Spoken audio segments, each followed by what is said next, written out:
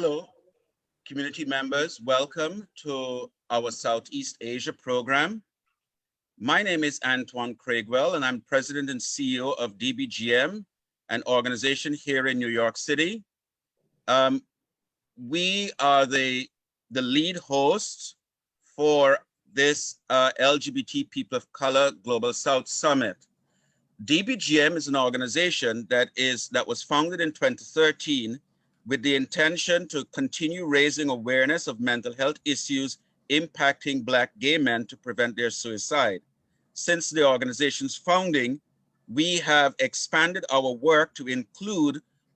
other members of the LGBT people of color communities, focusing also on their mental health.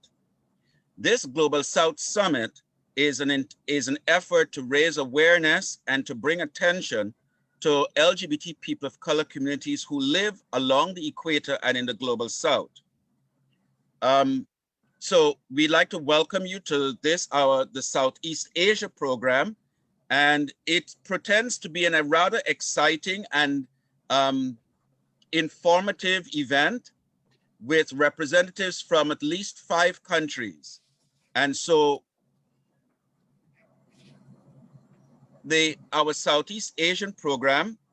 speaks about, or their theme is, are we leaving no one behind? Moving towards LGBTQ plus economic inclusion in Cambodia, Laos, Indonesia, and the Philippines. Joining us will be several members from these communities, organizations in these communities. So for today's program, following this welcome, we will have a moment of silence where we will honor, remember community members lost. We will learn about the Global South Summit. We will acknowledge our partner organizations, and we will introduce our host, Ramil Andag from APCOM in Thailand. And then Ramil will facilitate a panel discussion with Yara Kong from MRI Cambodia in Cambodia, Radi Arya Wang Sareja from Suarta Kita in Indonesia, Olam Rasafono from Kias in Laos, and Claire de Leon from Bebe Lanes in the Philippines. So community members, I'd like us to take a moment in silence as we think and bring into this environment, into this space, members of our communities that we've lost to homicide, suicide, HIV/AIDS, the COVID-19 pandemic,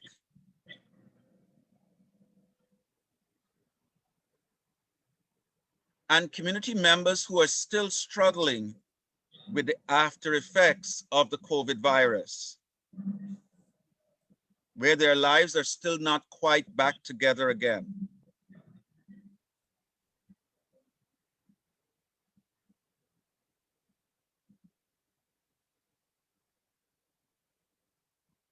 Let's also bring into this space and remember our community members who struggle with and against domestic and intimate partner violence.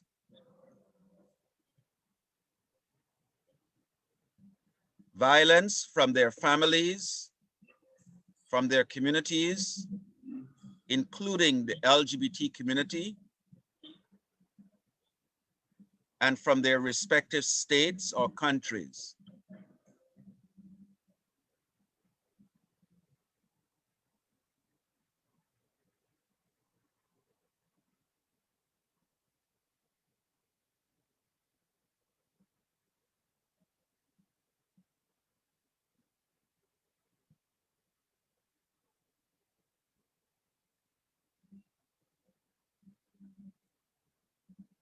Thank you. Considering Black and people of color living along the equator and in the Global South are the largest population on the earth, and since LGBTQ plus communities are present in all communities, we affirm that LGBTQ plus people of color constitute the largest sub-demographic in the world. We are aware that when international media report on or about LGBTQ people of color in the global South, these often follow a tragic event. Our community's pain is often pathologized and exploited. Rarely, if ever, do we hear, see, experience our community members' richness, beauty, vibrancy, and resilience. This summit over the last several weeks hopes to change that image. We want LGBTQ plus people of color who live along the equator and in the global South to be seen and heard. We want to highlight and celebrate LGBTQ people of color lives. Yet, even though representatives in the diaspora in the global North created a framework for this summit, there was an imperative that community members reclaim their voice and provide the programming from their respective locales. They tell us who they are. They show us how they are. They show us how they live, how they mourn, and how they celebrate.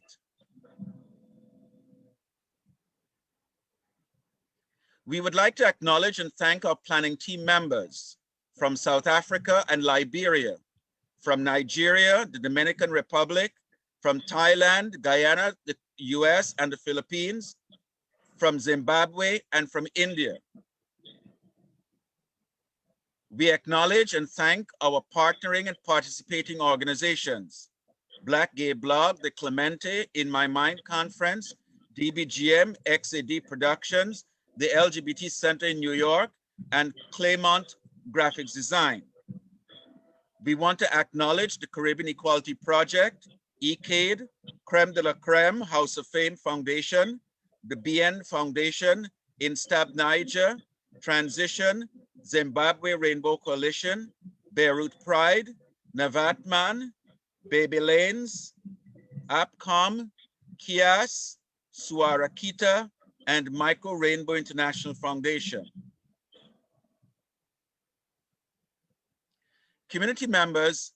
I'd like us to welcome Ramil Andag. Ramil Andag, she or her, has years of experience and involvement with human rights, SOGI or sexual orientation and gender identity and equality, and HIV in the Philippines, involving various organizations and under different capacities, including research, advocacy, training, and awareness raising. Ramil is passionate about human rights, equality, and non-discrimination, rights-based approaches, and participatory human rights education. Presently, Ramil is the SOGI Rights Officer at APCOM, a Bangkok-based organization which works with various organizations and networks in Asia and the Pacific region on issues around SOGI rights and health. She has been with APCOM since May 2018 and oversees implementation of LGBTQI inclusion, programming, targeting the private sector and the Asian Development Bank. Community members, I'd like us to welcome Ramil Andag. Ramil. Thank you very much, Antoine, and thank you for this space for us to be able to discuss the LGBTQI situation, specifically in the 4 countries, Cambodia, Indonesia, Laos, PDR, and the Philippines. Actually, we are here to share our experience on the work which we are doing on LGBTQI social and economic inclusion in the 4 countries, Finance Inc., which actually is short for financial inclusion. And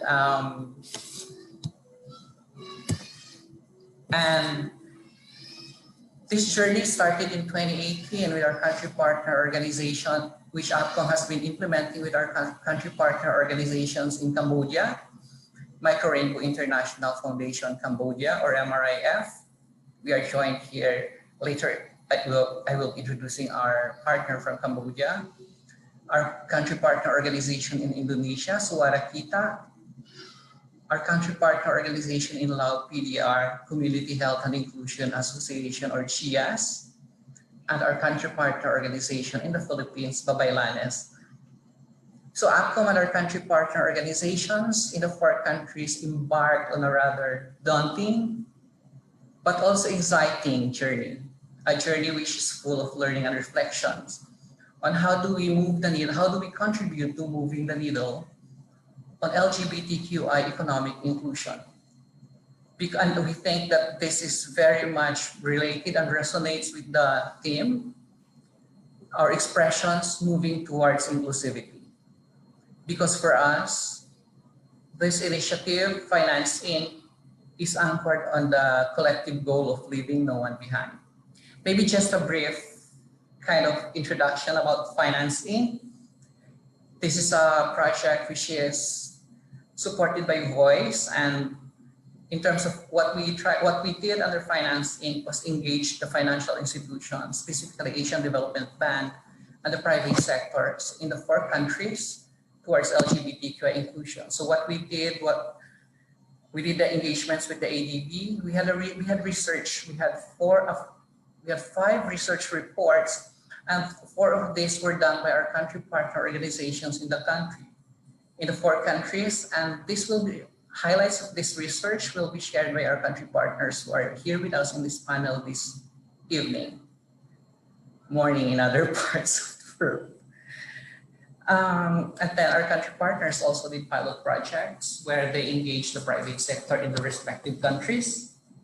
And then we had linking and learning, of course, where we shared our experiences in various forums, regional and international, where we shared our reflections, our insights and learnings towards hopefully contributing to a larger discussion on LGBTQI economic inclusion. So that's about Finance Inc. And maybe just a brief, we would want to show a brief video which we did to advocate for inclusion, for LGBTQI inclusion in the workplace, which we did under Finance Inc.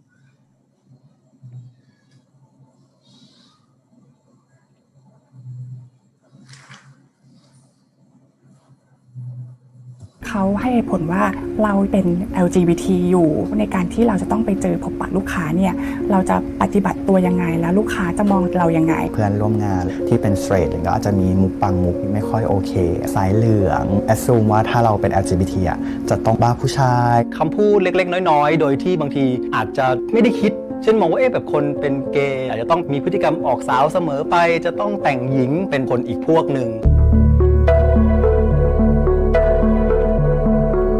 ชื่อตะวันนะคะตอนนั้นเราจบใหม่ตำแหน่งที่เคยได้ไปสมัครก็คือเป็นตำแหน่งเซลล์แต่ว่าปัจจัยตอนนั้นที่เราถูกรีเจ็คเขาให้เหตุผลว่าเราเป็น LGBT อยู่ในการที่เราจะต้องไปเจอพบปะลูกค้าเนี่ยเราจะปฏิบัติตัวยังไงเราจะแต่งตัวยังไงแล้วลูกค้าจะมองเรายังไงในแง่ว่าเรายังต้องเป็น representative ของทางบริษัทด้วยอะค่ะ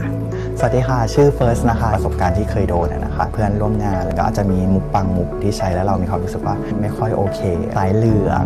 แกไม่ไปดูน้องคนนั้นคนนี้หรอเขามาใหม่เขาหล่อมากเลยนะทำไมเขาต้องแอสซูมว่าถ้าเราเป็น LGBT อ่ะเราจะต้องบ้าผู้ชายเราเป็น LGBT ก็จริงแต่ว่าเราก็มาทำงานนะเราไม่ได้จะมาเหมือน harass ใครเป็น bias ที่มันมากับความเป็น LGBT อะค่ะผมชื่อพีซนะครับเหตุการณ์ discriminate ในที่ทำงานเก่ามันก็อาจจะเป็นคำพูดเล็กๆน้อยๆโดยที่บางทีอาจจะไม่ได้คิดเช่นมองว่าแบบคนเป็นเกย์อาจจะต้องแบบมีพฤติกรรมออกสาวเสมอไปจะต้องแต่งหญิงเป็นคนอีกพวกหนึ่งต้องทำการแสดงต้องแบบทำอะไรบางอย่างที่เขาไม่ได้คิดว่าจะให้คนที่เป็นสเตรททำตอนนั้นเนี่ยแล้วก็เฟลค่ะก็ไม่ได้สมัครงานอยู่ในพักใหญ่เนี่ยเรารู้สึกว่าเราถูก discriminate จากทางเพศว่าเราไม่เหมาะกับงานที่เราอยากจะทำมันจริงๆอะค่ะแล้วก็ถูกปิดกั้นในการที่เราจะใช้สิทธิ์ทำสิ่งที่เราอยากทำแต่ว่าเราไม่ได้เหมือนคนอื่นเขาซึ่งเราก็งงว่ามันเกี่ยวอะไรกันกับเพศสภาพของเราทำไมต้องมาเลือกปฏิบัติเราแบบนี้มันเป็นความไม่รู้สึกเซ็กเคียวกับตัวเองที่จะใช้ชีวิตที่จะทำงานเอาอย่างนี้ดีกว่ามันควรจะทำให้มันเป็นเรื่องปกติไปเลยคุณจะเป็นเพศหญิงเพศชายเป็นเกย์เป็นทอมเลสเบี้ยนหรืออะไรก็ว่าไปเราก็ว่ากันด้วยเรื่องบทบาทหน้าที่เรื่องงานที่เขาทำในฐานะที่เราเป็นสมาชิกของสังคมพลเมืองโลกอย่างเงี้ยเราก็ควรที่จะทำความรู้ความเข้าใจเรื่องนี้เพื่อที่ว่าเราจะได้ไม่ถูกเลือกปฏิบัติและเราก็จะได้ไม่เลือกปฏิบัติกับคนอื่นด้วย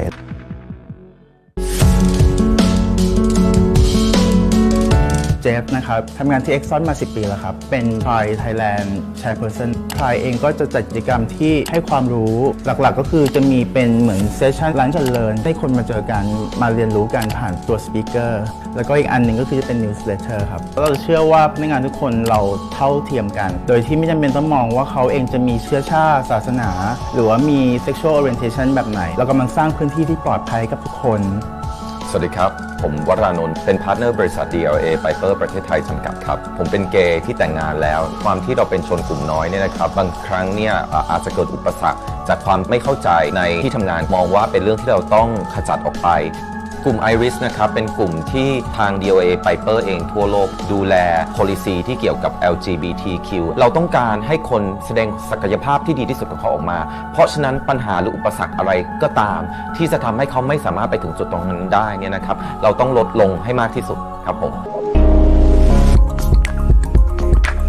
ตอนนี้ทำงานกับ Exxon Mobil เป็นระยะเวลาทั้งหมด 13 ปีแล้วค่ะทางบริษัทมองศักยภาพทางตัวเรามากกว่าเรื่องทางเพศแล้วก็จะมีแคมเปญมีคำรณรงค์ต่างๆมันเหมือนกับเป็นสิ่งที่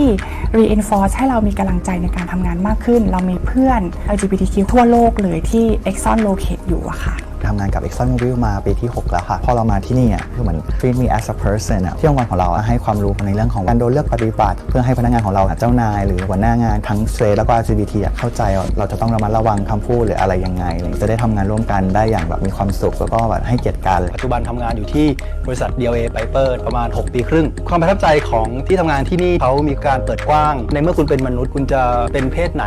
อยากจะแสดงออกแบบไหนสังคมหรือบริษัทไม่มีสิทธิ์ที่จะไปเปลี่ยนแปลงถ้ามันเริ่มจากที่ทำงานซึ่งเป็นส่วนสำคัญของชีวิตของคนอยู่แล้วมันก็จะพัฒนาเรื่องของการสนับสนุน LGBT เรื่องของการลดการ discrimination ออกไปได้อีกสวัสดีค่ะชื่อนาดาชัยจิตนะคะภาคเอกชนสามารถทำให้สวัสดิการ practical รับไม่ทำฉันทำให้ดูก่อนเลยแล้วก็รณรงค์เรียกร้องให้รัฐบาลเนี่ยออกกฎหมายที่มาให้การรับรองด้วยอย่างเงี้ยเพื่อทำให้นโยบาย diversity and inclusion ภายใต้บริษัทเนี่ยสอดคล้องกับกฎหมายที่ควรจะเป็นนะคะเพราะสิ่งที่คุณจะให้กับพนักงานที่มีความหมายทางเพศเนี่ยไม่ได้เป็นการให้เพราะว่าเขาเป็นบุคคลที่พิเศษกว่าแต่เป็นการให้เพราะว่าเขาเป็นบุคคลที่มีศักดิ์ศรีความเป็นมนุษย์เท่าเทียมกัน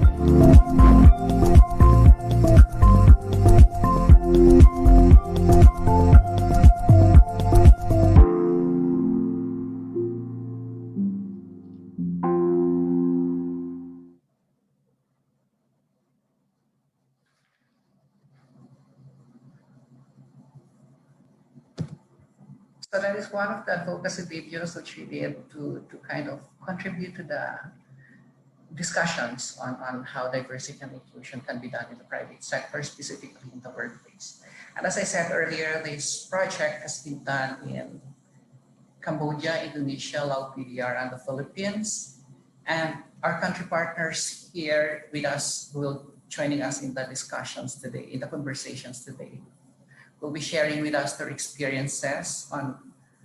what, because we did the research, so they will share with us highlights of the research that they did,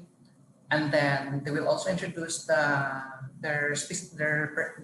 respective organizations, and then we will also be sharing what advocacies we did under financing. So we have here Yara Kong, who is the project coordinator of Microrainbow International Cambodia. Yara is, we have been working with Microrainbow International Foundation for this project, and Yara is based in Cambodia, and MRIF aims to create a world where lesbian, LGBTQI people are free from discrimination. And to tell us more about their organization, let's hear it directly from Yara. And then after introducing their organization, Yara will also share with us what's the LGBTQI situation in Cambodia, and then some about what we did for LGBTQI inclusion under the project which we worked on. Yara? Thanks so much, Ramil, and good evening, everyone. Microrainbow International Foundation has mission in Cambodia since 2013, with focusing on promoting economic empowerment as a new entry point to LGBTQI equality. MOIF Cambodia have vision to create Cambodia where lesbian, gay, bisexual, transgender, question or queer and intersex people are free from discrimination, persecution, and have equal opportunity in life, including access employment, training, education, financial services, healthcare, housing, class of faith, and public service. Okay, about the research named the state of LGBTQI people economic inclusion in Cambodia, which published in late 2020, show that in Cambodia, same-sex activity are not a criminal offense. Law and policy in Cambodia are silent on LGBTQI people and rights. But it also, there is no anti-discrimination legislation sanction for those who violate the right for LGBTQI people as well. So it sounds like we are in neutral. We don't have law to discriminate LGBTQI people, and we also do not have law to protect our rainbow. So currently, Cambodia LGBTQI communities and activists enjoy relatively visibility with a wide range of LGBTIQ events taking place and with select support from members and institutions of the royal government of Cambodia. Anyway, as the result of the focus group discussion in the report show, the evidence collected through the 32 participants' answer correlates with previous and current research and emphasize the discrimination pattern experienced by LGBTQI Cambodians. Similar to the finding of other studies, survey, data gathering, and reports, focus group discussion participants report suffering of a series of prejudice from their family and community, from school, in the workplace, at healthcare facilities, and by financial institutions. You know, there is no legislation against LGBTQI discrimination in the workplace in Cambodia. So Cambodians who do not adhere to heteronormative gender expression and identity face a series of barriers in the job market, from discrimination and rejection in the job application process to harassment and bullying. LGBTQI Cambodians do not feel comfortable to disclose their gender identities in the workplace. The report claimed that given widespread workplace discrimination and lack government and corporate policy addressing diversity and inclusion, there are limited employment opportunity for LGBTQI people, particularly for those with low education level who often resort to sex work as a source of income.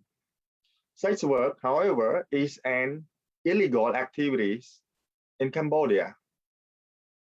In a country where 35% of the population live in poverty and job insecurity is prevalent, guaranteeing work and income generating opportunity for LGBTQI people may be a major socio-economic challenge. But it is also key to reducing discrimination and achieving equality. Participants in the first Cambodian National Dialogue in 2014 also reported that they felt more empowered and accepted by their family and communities once their financial situation improved and they were able to earn more money. This was later collaborated by the 2016 MOIF study, which concluded that the more LGBT people who step out of poverty and thereby become important and influential member of their family and community, the wider the change in attitude become. So all of this lawyer or discrimination has serious implications not only for LGBT people mental and physical health, but also for their education achievement and professional skills, and their jeopardize their chance of improving their livelihoods, stepping out of poverty, and reaching their full potential. So Under finance end, we done an amazing job and really so inspired. You know, in Cambodia, there is only MOIF Cambodia who work on economic empowerment of LGBTQI persons. LGBTQI people struggling to find a job because of discrimination at workplace, and they cannot access financial services because they do not have guarantors, official document, and microfinance institution classify Rainbow as a high risk population on loan repayment. So the pilot project add values on economic empowerment of LGBTQI people in Cambodia. In the project, we conduct activities. We conduct 2 radio programs. We produce 2 videos. We conduct a social workshop with banks, creditors,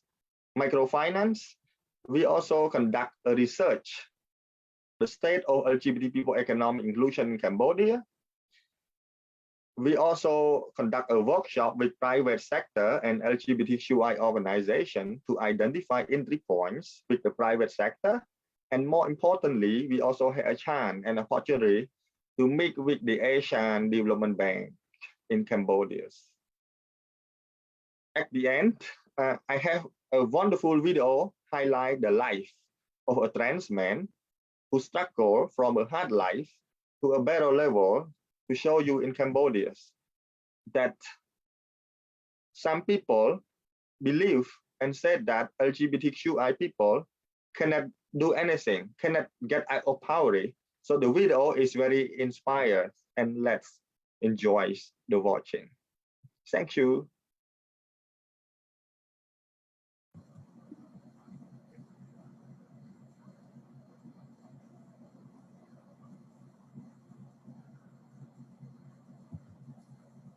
Thank you, Yara.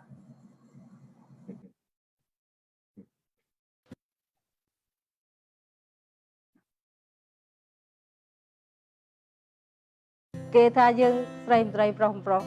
ọt giờ và nó khơi nhom tới kia ở đói thơ châu thơ tài vô.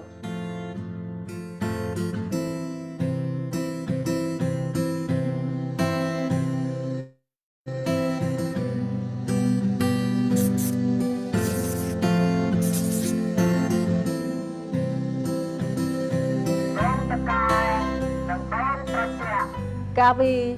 bông toàn mình ban rôm to bông đặc biệt châu thơ cà rôm phấn kia rửa ảo để thay dương sợ lấy dương chi srei tay sợ lấy rôm phấn kia ở giờ dương nghề đòi nhóm ban bông để thay mạ chặt sọc chặt rôm to tao bay chi phiệp luôn ai tayไว้ได้ประวัติบำพอดประวัติโรงเรียนท่าเรืออ่างตะใบยืนจองโดยท่าโจจะนุ่มจะหนาวเพื่อไอ้มือก็เกมันเอายืนเป็นเล่นได้น้องชาจีวิตนึงเหรอ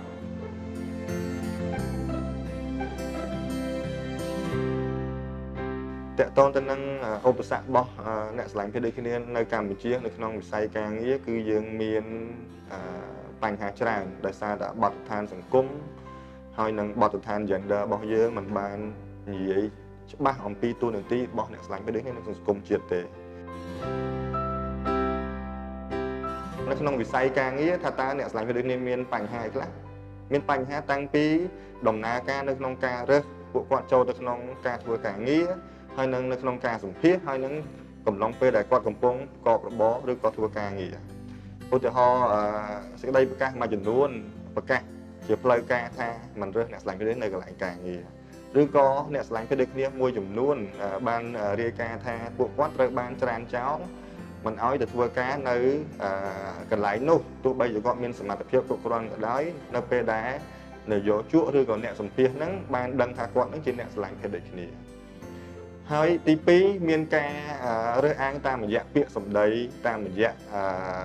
អំពើហិង្សាមួយចំនួនទៅដល់អ្នកឆ្លងភេទដូចគ្នានៅកន្លែងការងារពីមិត្តរួមការងារឬក៏អ្នកខ្លះមានការរើសអើងតាមរយៈមិនសាកគប់ជាមិត្តភ័ក្តិមិនអង្គុយចិត្តឬក៏បោះពាក្យសម្ដីឬក៏និយាយដើមឬក៏ការធ្វើទុកបុកម្នេញមួយចំនួនដើម្បីឲ្យពួកគាត់នឹងត្រូវបោះបង់ការងារនេះចោល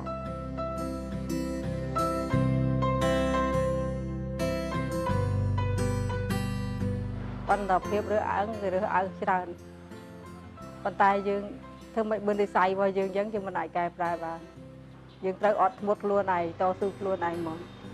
អ្វីដែលសំខាន់យើងត្រូវដូចថាពុះពៀរកស៊ីចាំជីវិតកុំឲ្យដូចថាទីពឹងគេ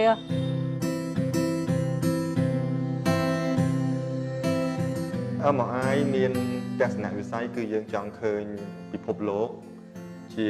កន្លែងមួយដែលអ្នកស្រឡាញ់ភេទដូចគ្នាគឺមានឱកាសនៅក្នុងការរស់នៅហើយនឹងទទួលសេវាសាធារណៈស្មើគ្នាយើងមានបេសកកម្មពិសេសមួយគឺយើងបង្កើតជាកម្មវិធីផ្សេងជាច្រើនដែលស្របទៅតាមស្តង់ដារស្ថានភាពរបស់អ្នកស្រឡាញ់ភេទដូចគ្នានៅកម្ពុជាក៏ដូចជាផ្ដល់ជាអនុសាសន៍ផ្ដល់គោលនយោបាយដើម្បីលុបបំបាត់ភាពក្រីក្រនៅក្នុងចំណោមមនុស្សស្រឡាញ់ភេទដូចគ្នានៅកម្ពុជា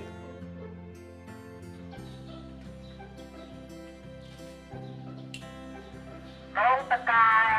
និងបងត្រជាដល់ចឹងបងដូចថាមានក្តីរំភើបរីករាយដោយបាន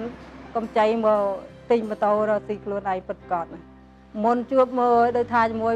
ក្រុមការងារនឹងជីវិតខ្ញុំពិបាក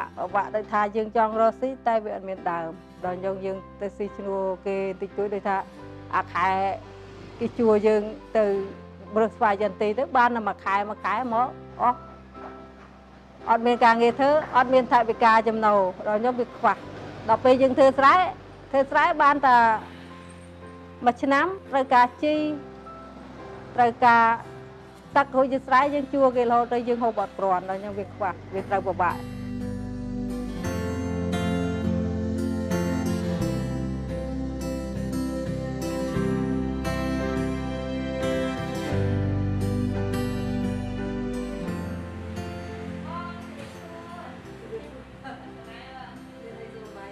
យើងបានលុយកម្ចីមកទៅយើងយកដើមរកស៊ីទៅវាបានជួយគិតគង់ដូចថានៅផ្ទះខ្វះទឹកបូមទៅយើងបានលុយទិញប្រេងបូមទឹកដាក់ស្រែដូចថាមានបងប្អូនធ្វើបន់ធ្វើទៀនយើងមានលុយខ្លះទៅចូលបន់ចូលខ្ញុំសូមអរគុណដល់អង្គការអន្តនូនឹងជាធំដូចថាខ្ញុំនឹងខ្វះថវិកាមិនដឹងទៅទីពឹងអ្នកណាបានអង្គការនឹងជួយខ្ញុំឥឡូវខ្ញុំមានដូចថាម៉ូតូជិះលក់ដូងខ្លួនឯងផ្ទាល់អត់មានចម្ពាក់កម្ចីដូចថាលុយបំណុលលុយអីដល់ខ្ញុំអរគុណឡើងសប្បាយចិត្តសូមអរគុណច្រើនខ្ញុំសូមលើកម្រាមដៃ10សំណូមពរទៅដល់សង្គមជាតិកម្ពុជាទាំងមូលជាប្រជាពលរដ្ឋកម្ពុជាទាំងមូលគឺសូមបញ្ឈប់ការរើសអើងពួកគាត់មិនថានៅកន្លែងការងារនៅក្នុងវិស័យសេដ្ឋកិច្ចឬក៏វិស័យផ្សេងទេហេតុអីដើម្បីឲ្យពួកគាត់នឹងបានរួមចំណែកនៅក្នុងការចូលរួមអភិវឌ្ឍសង្គមជាតិរបស់យើងទាំងអស់គ្នាមានអ្នកស្រឡាញ់ភេទដូចគ្នាច្រើនណាស់ដែលគាត់ចូលរួមអភិវឌ្ឍវិស័យផ្សេងនៅប្រទេសកម្ពុជាប៉ុន្តែគាត់នៅថាมันបានពំនាំយកចំណុចវិជ្ជមានរបស់គាត់ដើម្បីធ្វើការចែករំលែកអញ្ចឹងនៅពេលដែលយើងមិនរើសអើងពួកគាត់ដូចជាយើងបន្ថែមគុណតម្លៃទៅឲ្យពួកគាត់ដើម្បីឲ្យគាត់មានឱកាសមានពេលវេលានៅក្នុងការធ្វើការងារតាមវិស័យដែលគាត់ពេញចិត្តអាហ្នឹងវាជាចំណែកនៅក្នុងការអភិវឌ្ឍសង្គមជាតិរបស់យើងទាំងមូលហើយអញ្ចឹងមានតែការមិនរើសអើងទទួលស្គាល់ពួកគាត់ឲ្យរស់នៅស្មើមុខស្មើមាត់ដូចមនុស្សទូទៅនៅក្នុងសង្គមទេគឺជាជំរើសដែលត្រឹមត្រូវតែមួយគត់សម្រាប់បងប្អូនជាពលរដ្ឋកម្ពុជាយើងស្វែងភេទដូចគ្នាគឺខ្ញុំអត់ប្រកាន់ទេខ្ញុំជូនពរគាត់វិញហើយក៏វាល្អដែរបើសិនជាគាត់ចាប់ដៃគ្នារកស៊ីដូចតែប្តីប្រពន្ធយើងធម្មតាអញ្ចឹងមានប្រកាន់ថាណាគេប្រុសឲ្យស្រីស្រឡាញ់គ្នាស្រីឲ្យស្រីស្រឡាញ់គ្នាក៏អត់មានខុសអីដែរភាពជោគជ័យលើការងារมันប្រកបទៅលើភេទផ្ទុយគ្នាទេអញ្ចឹងនៅពេលដែលគាត់ចង់ជោគជ័យត្រូវបដោះពីខ្លួនគាត់យើងត្រូវមានតាំងពីចំណេះដឹងមានទាំងបទពិសោធន៍រួមដៃគ្នាដើម្បីទៅមុខគឺអាស្រ័យទៅលើសមត្ថភាពរបស់គាត់មានន័យថាគាត់មានសមត្ថភាពគឺគាត់អាចរកស៊ីបានគាត់អាចមានចំណូលសម្រាប់ចិញ្ចឹមជីវភាពគាត់ប្រចាំថ្ងៃអញ្ចឹងការស្រឡាញ់ភេទដូចគ្នាមិនមែនជាឧបសគ្គនោះប្រហែលតែមានការស្រឡាញ់ខុសៗគ្នាអញ្ចឹងបើនិស័យគាត់អញ្ចឹងហើយនឹងវាតាមធម្មជាតិរបស់គាត់អញ្ចឹងបើគាត់ចេះអីគាត់ធ្វើនឹងទៅជំនាញរបស់គាត់ឲ្យដូចខ្ញុំចេះអីធ្វើនឹងជំនាញតាមមនុស្សម្នាក់យ៉ាងខ្លួនណាបងហើយក៏មិនមែនអ្នកទាំងអស់គ្នានឹងប្រកែខាងរស់ស៊ីប៉ុន្តែខ្ញុំមើលឃើញអ្នកដែលខុសភេទហ្នឹងគាត់ខំប្រឹងរស់ស៊ីខ្លាំងភាគច្រើន ហើយតើគាត់គ្រាន់តែស្រឡាញ់គ្នាតើគាត់ខុសអីនេះជាយោបល់របស់ខ្ញុំមានប៉ុណ្ណឹង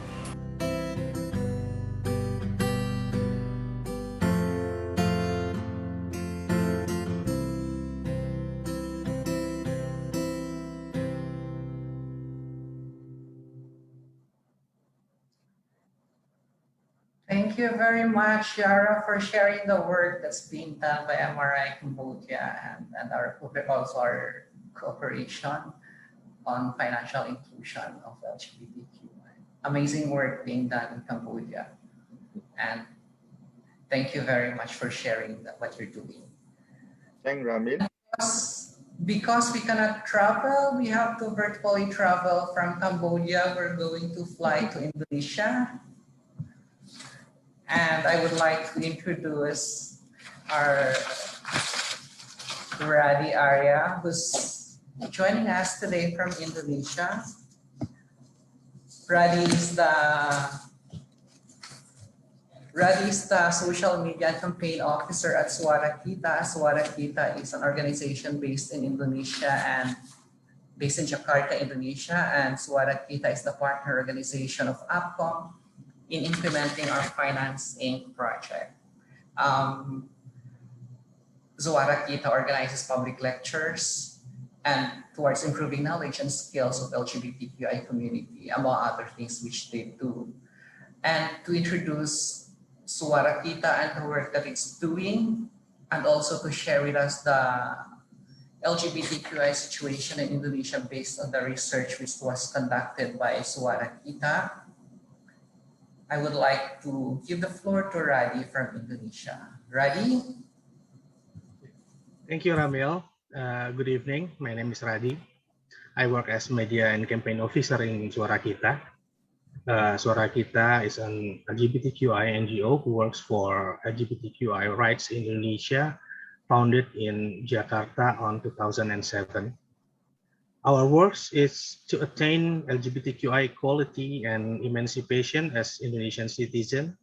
through developing public education on LGBTQI-related issues, through media of information, culture, and policy change, developing a professional, transparent, and accountable organizational capacity, and strengthening network to advocate pro LGBTQI public policy. The situation regarding LGBTQI communities in Indonesia hasn't changed much from the previous year. The COVID-19 pandemic elevates the vulnerabilities of LGBTQI communities, especially trans women communities. LGBTQI individuals living in Indonesia are also faced with the risk of losing their jobs. Many LGBTQI individuals were forced to spend more time with their conservative and even homophobic or transphobic families. This is what detrimental to their mental health, and they still have to deal with the fundamentalist groups such as the now disbanded Islamic Defender Front. In short, the pandemic elevates LGBTQI communities' pre-existing vulnerabilities and structural change made by the state to tackle this issue. And until now, it's nowhere to be seen. The case of criminalization were happening during the pandemic, starting from the LGBT raids in August 2020, and dismissal of 15 army and police members that were suspected of practicing homosexuality throughout 2020. But yet a partial acknowledgement of LGBTQI rights happened in a couple months ago, as Indonesia accepted the legal request for sex exchange from former athletes who work as an officer in the Indonesian Army, and has received full support from the institution to undergo a correction surgery. But still, there's hope for everything. Moreover, Suara Kita will try to work harder for change, reformulating our work activity to widespread awareness among the public regarding the importance of workplace inclusivity as our last project. Due to COVID-19 pandemic, we require to comply with the new health protocol Activities that were supposed to be carried out face-to-face were replaced with online meetings. As the result, we were able to invite several figures from private companies to discuss inclusivity in the workplace, which has broken down to into several online discussion events, including a top discussion discussing what we can do and what are the challenges in effort to promote inclusivity in our workplace. We also produce and soon to be distribute a workplace inclusivity module for LGBTQI communities. The model developing productive business that is inclusive toward sexual diversity for the inclusivity LGBTI inclusive employment. And in this beloved Pride Month, Suara Kita trying to make a little effort to help the transgender group to get a national ID card that they can use to access health service or other assistance. We are working with the Ministry of Home Affairs, in this case together with the Population Service to register the transgender groups who do not have a national ID, so that can be obtained, and we will still continue the program until now, until today. The next video is Suara Kita's journey in implementing the Finance Inc. to raise awareness to importance workplace inclusivity and inclusivity in general in the context of COVID-19 among Suara Kita's members and partner. There's a little story from Suara Kita. Hopefully it be useful. Thank you.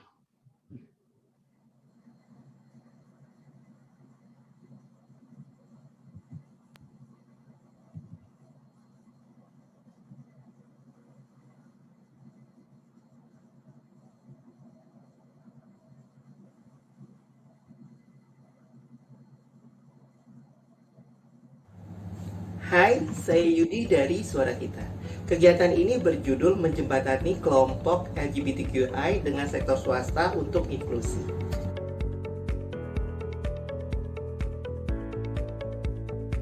Inklusi adalah kondisi atau keadaan semua individu atau kelompok masyarakat, dalam hal ini komunitas LGBTQI, untuk dapat berpartisipasi dalam akses ekonomi untuk kesetaraan dalam pekerjaan tanpa pembedaan.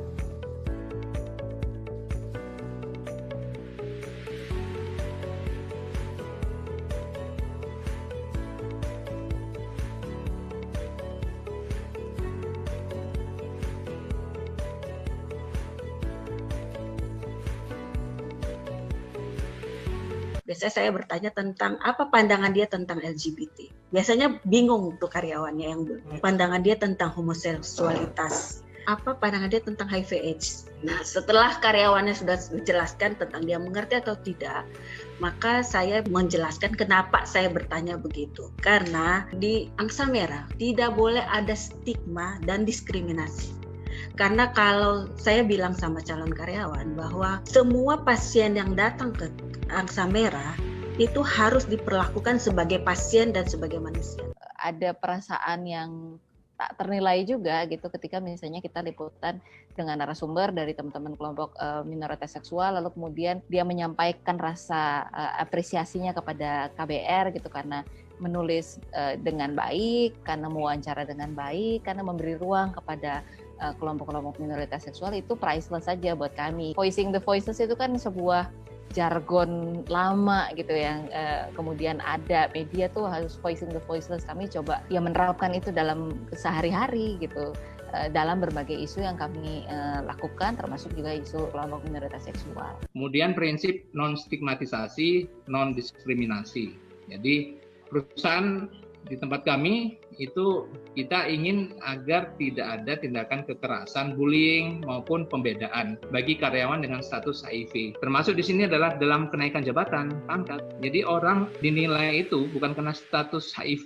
seropositif atau seronegatif, tetapi harus dinilai berdasarkan performa. Alasan saya mau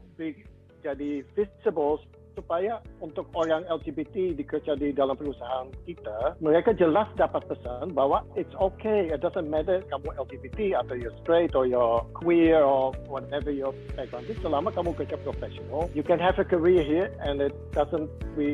kita kan value kamu berdasarkan prestasi kamu, kontribusi kamu untuk perusahaan, tapi bukan berdasarkan kepribadian kamu.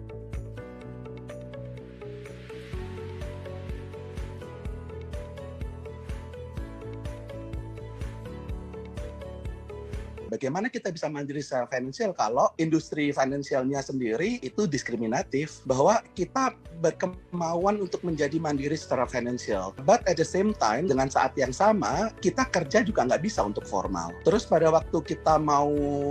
meraih pendidikan tinggi, jangankan S1, S2, kita SMA saja udah benar-benar struggling berat. Ini bagaimana bisa mengatasi itu? Solusinya salah satunya adalah merubah persepsi masyarakat, dan itu memang benar-benar susah. Pertama, mereka dibikin aware bahwa si LGBT ini manusia juga loh. Kalau misalnya mereka diskriminatif, dipersepsikan negatif, terus benar-benar dimarginalkan dan ditekan terus-terusan, mereka nggak akan bisa gerak juga. Nah, sesama manusia, apa dia melakukan sesuatu yang inhuman, yang tidak memanusiakan manusia? Nama saya Lucky, usia saya 25 tahun. Saya bekerja sebagai karyawan swasta pada perusahaan yang bergerak di bidang retail dan e-commerce.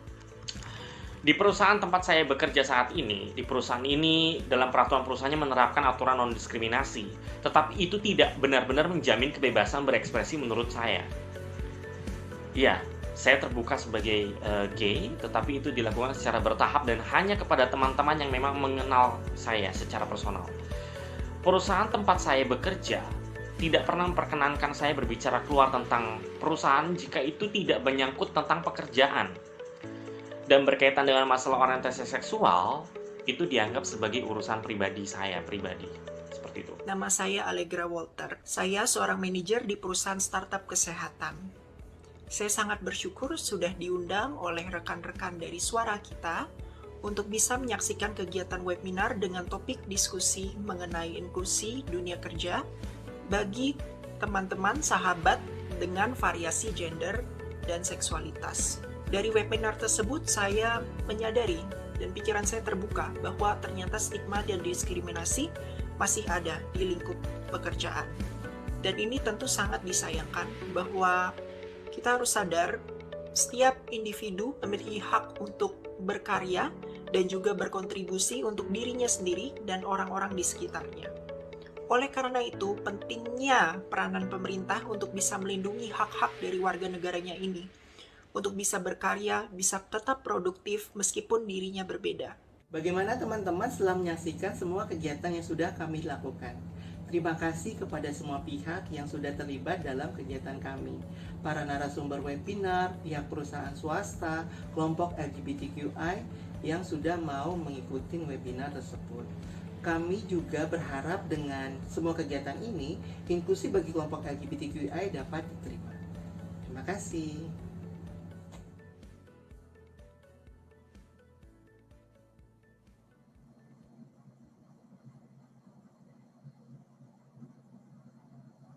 Thank you very much, Ravi, for sharing the work being done by Suara Kita in Indonesia towards contributing to LGBTQI inclusion. And nice work.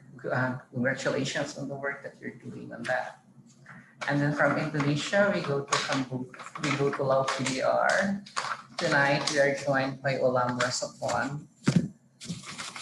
Olam Rasapon is the Program Coordinator for Community Health and Inclusion Association, or SHIAS, which is based in Laos, which works on HIV/AIDS program, SOCI-SC, and projects which aim to support LGBT people in accessing equal social services. And SHIAS also is the country partner organization of APCOM in the work that we are doing on LGBTQ economic inclusion. Let's all welcome Olam, who will share with us the work, will tell us more about SHIAS, and then tell us about the situation of LGBTQI in Laos PDR, and then share also what we have been working on. Olam? สบายดี Good evening from here and good morning from the other part of the world. May I introduce myself again? My name is Olam Lasapon. I'm Program Coordinator from Community Health and Inclusion Association. All formally name of my organization is Lao Positive Health Association. I would like to introduce a little bit about my organization, what we are doing currently and what we were inside for our organization. Here we are working on 4 areas of work. We are working on the health, community, rights and gender. Most of our work are supporting LGBT community in Laos to ensure that our community can able to access to equal health, and also we have equal rights, and also ensure that LGBT in Laos have well-being, and also we can access to the social services equality. And in terms of the situation of LGBT in Laos, currently in Laos we still have no specific law and policy to protect LGBT people, and also we have no specific law and policy to support LGBT in terms of LGBT engagement, especially in the private sector. And most of the private sector in Laos, they still not having any inclusion policy and also gender diversity policy to support and protect LGBT people from violence, stigma, and discrimination that's a potential to happen in the workplace. However, some of private sector in Laos, they still open mind and also accept for LGBT people, even though they don't have in-house policy clearly and that mention about LGBT. But in reality, they still have action to support LGBT in terms of accessing to the employment. Currently the LGBT people in Laos, they have more freedom in their life. They can enjoy with their lives. And because the society is more open compared to the last 10 years or last 20 years. However, the stigma discrimination is still happen, not only in the private sector or economic industry, but it still happen in community as well because of the gender identity. And many of LGBT people refill from when they're applying for a job because of their gender identity. And also in the last 2 years, in Laos, we still face a lot of issue on the COVID-19 pandemic, which make a big impact for Laos people, including LGBT people in Laos. Many LGBT people in Laos, they lost their job because of many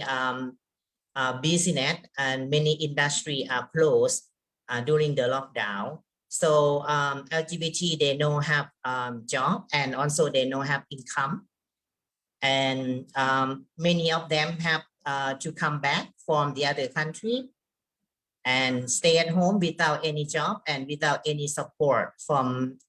from society or from the government during the COVID-19. In terms of the activity under the pilot project that Cheers implemented, Cheer was conduct several activity under the pilot project to engage with the LGBT community. and stakeholder in Laos in terms of update the information to local LGBT community on the workplace inclusion. We also disseminate results and finding from the research to LGBT community in 3 provinces. And also we provide a training on policy brief for LGBT community leader or stakeholders. We also conduct a dialogue meeting with LGBT community and stakeholder to discuss about LGBT inclusion. We also which this activity that we are implemented is engage a lot of LGBT leader and stakeholder who work direct or indirect with LGBT community in Laos. This activity was a platform for LGBT community to open their mind, to speak out and learning and sharing to stakeholders from INGO, CSO in order to advocate with the policy maker to make something happen in terms of LGBT inclusion. And also it may be a first step to support LGBT in terms of LGBT inclusion in the future. And we hopefully our activity under the pilot project will make something change for LGBT community in Laos for inclusion policy. And on lastly, I would like to share a video from CHIAS in terms of private sector engagement, and this is also a inspiration video for private sector in Laos who have open mind and acceptance for LGBT people. Hope all of you will enjoy this review video, and thank you.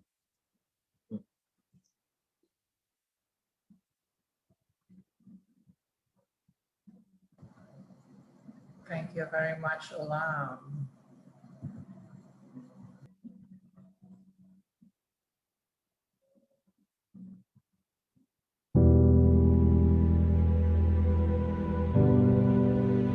มีน้องที่เป็น transgender ที่ถูกปฏิเสธสมัครเวียกเนาะโดยเพียงแต่ว่าเป็นผู้หญิงข้ามเพศบางทีเอาเฮาไปเสนอกับลูกค้าอาจจะปฏิเสธบ่มักย้อนว่าเป็นเพศที่3เฮาเกี่ยมคำเว้าไปเนาะแต่บัดเห็นสิหน้าท่าทางของคนอยู่ห้องกันแล้วเฮาก็รู้สึกว่าเฮาคาดความมั่นใจเฮาเป็นกลุ่มคนหลากหลายทางเพศก็จะมักบอกว่าเป็นอย่างต้องเป็นแบบนี้และคือจะบอกว่าจะก้าวหน้าในหน้าที่การงานได้และคนอยู่ใส่สิเขาลบอย่าให้เกียรติเจ้า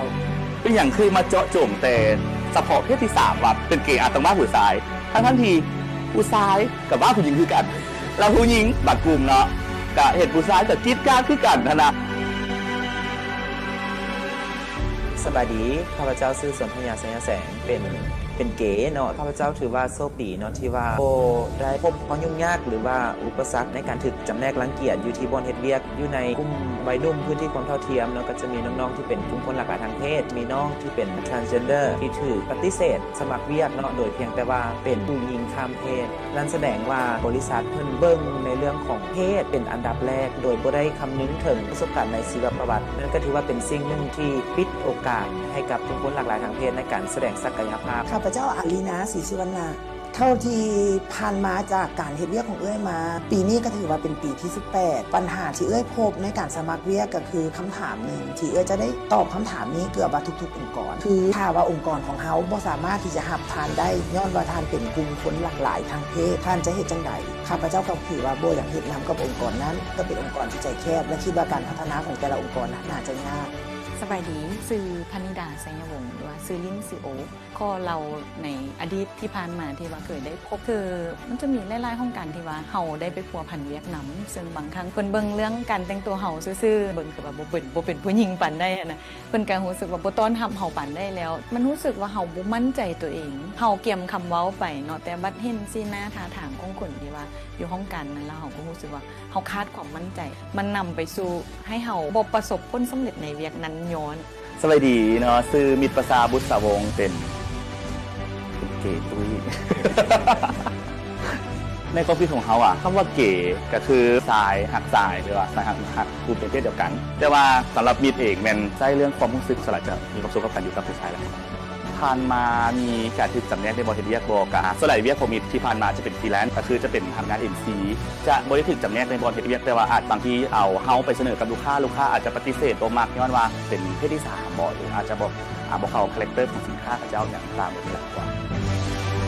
ข้าพเจ้าเฮ็ดเวียกอยู่บริษัทสากลเนาะเพื่อนจะค่อนข้างส่งเสริมในเรื่องของความหลากหลายไม่ว่าจะเป็นทางเพศเชื้อชาติศาสนาถือว่าประสบการณ์มันมีน้อยหลายอาจจะมีเป็นคำเว้าแบบโยกประมาณนี้ซึ่งบางครั้งมันก็ค่อนข้างของผู้สื่อมนุษย์แท้เขาก็สามารถที่ติชมหรือว่าสามารถที่จะฟีดแบ็กกันได้เพื่อนก็ค่อนข้างรับฟังเนาะเข้าใจในเรื่องของความหลากหลายทางเพศนะการชื่อรังเกียจแล้วก็จำแนกนี่ก็เคยมีอยู่ในบางองค์กรบอกเขาเลยว่าเขาเป็นแบบนี้เขาบ่สามารถที่จะเป็นหัวหน้าหรือว่าก้าวหน้าในหน้าที่การงานใดเขาเป็นกลุ่มคนหลากหลายทางเพศก็จะมักบอกว่าเป็นอย่างต้องเป็นแบบนี้และคนอยู่ใส่สิเขาลบหรือให้เกียรติเจ้า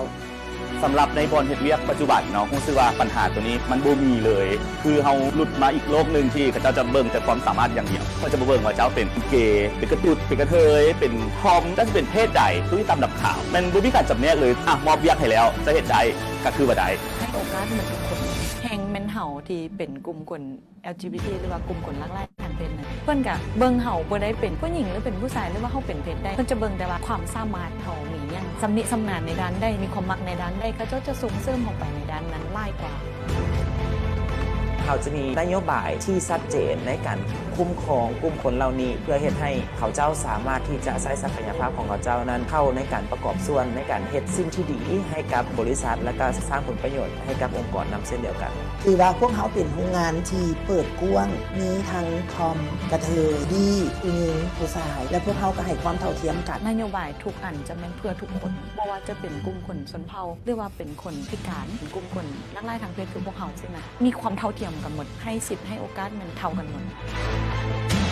แต่อยากให้เปิดใจเพราะว่าธุรกิจของเขาดำเนินไปด้วยคุณภาพด้วยผลงานเขาไม่ได้ดำเนินไปด้วยเพศเพราะฉะนั้นก็อยากให้เอาเพศเป็นตัวตัดสินบุคคลหรือว่ากลุ่มคนที่ว่าจะเข้าไปเฮ็ดเวียกอยากให้เบื้องผลงานก็อยากให้เอาเพศมาเป็นตัวกีดขวางโอกาสข้าพเจ้าขอฝากถึงให้กับองค์กรทางภาครัฐเอกชนหรือองค์การจัดตั้งต่างๆที่อยู่ในประเทศลาวนี้ขอให้ทุกท่านเปิดใจให้กับกลุ่มคนหลากหลายทางเพศท่านจะได้รู้ว่าบ่ได้มีแค่คำว่าเพศที่จะเป็นตัวบ่งบอกแต่ว่าความสามารถของกลุ่มคนหลากหลายทางเพศจะมีหลายบ่ด้อยค่าไปกว่าหญิงแท้หรือชายแท้เลยอยากให้ทุกคนแหนมเบิ่งกันในความเป็นมนุษย์เนาะเป็นเพื่อนมนุษย์บ่เบิ่งว่าเขาเจ้าเป็นเพศใดสำคัญมันเวียกงานที่เขาเจ้าเฮ็ดว่าเขาเจ้าสร้างผลงานออกมาแล้วน่าประทับใจปานได้บ่ควรจะไปเบิ่งแต่ว่าเขาเจ้าเป็นเพศนี้เนาะเขาเจ้าเป็นกระเทยเนาะเขาเจ้าเป็นทอมเนาะเขาจะบ่ให้สิทธิ์ให้โอกาสเขาเจ้าก็อยากฝากถึงหลายๆบอลเฮ็ดเวียกเนาะที่ว่ามีกลุ่มคนหลากหลายทางเพศเฮ็ดเวียกร่วมกับองค์กรของบรรดาท่านมีแต่ว่าเฮาเบิ่งเขาเจ้าเป็นมนุษย์คนหนึ่งที่ว่ามีความสามารถในการเฮ็ดเวียกหรือว่าปฏิบัติหน้าที่ที่ท่านมอบหมายให้หั่นเขาเจ้าเฮ็ดได้ดีหรือบ่จะเบิ่งที่ผลงานหลายกว่าเฮาจะบ่เบิ่งที่เพศเฮาเบิ่งข้ามตัวนั้นไปแล้วสังคมก็จะมีการยอมรับเพศที่3ให้หลักคิดบนพื้นฐานของการพัฒนาตนเองเขาก็ต้องได้มาเบิ่งที่กับตัวเขาว่ามีจุดใดที่เขาควรที่จะพัฒนาสิ่งต่างๆที่เขาต้องได้ปรับปรุงเพื่อว่าให้เกิดการยอมรับการยอมรับเกิดจากความรับรู้และความเข้าใจเพราะฉะนั้นอยากให้ทุกคนได้ลองเปิดใจแล้วท่านจะยอมรับความหลากหลายทางเพศโดยอัตโนมัติสำคัญสุดในชีวิตของคนเราจงอย่าทิ้งการศึกษามันสามารถหาได้จากชีวิตจริงแต่ที่สำคัญสุดถ้าท่านล้มก็ให้ท่านลุกถ้าท่านท้อก็ให้ท่านลุกขึ้นสู้ให้เบิ่งว่าคนหลายๆในโลกนี้ล้วนแต่มีทางเลือกหมดบ่ว่าจะเป็นเพศใดวัยใดทุกคนเลือกได้เนาะ You have to be proud of to be yourself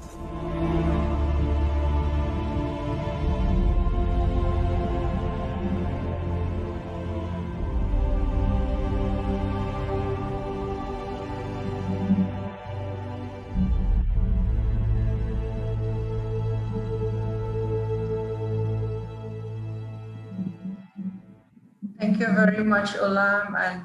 I would like to extend my apology because Olam did send a video with English, so I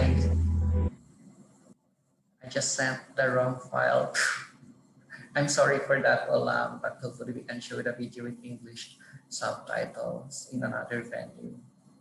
Again, my apologies. And thank you very much for sharing the work that you do in Laos on LGBTQI.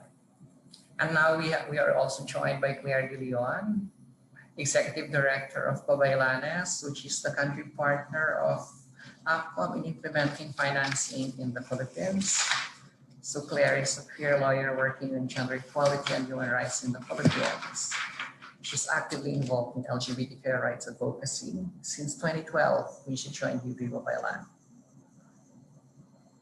a pioneering student organization in the Philippines, LGBTQ student organization in the Philippines. Claire is a lawyer and involved in the Commission on Human Rights.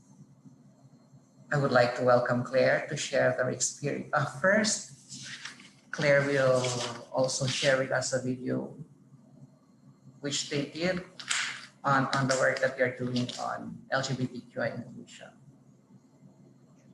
Thank you very much, Ramil. And good evening, everyone. Good evening from the Philippines and good morning in other parts of the world. Let me just first introduce Babaylanes. So we are an organization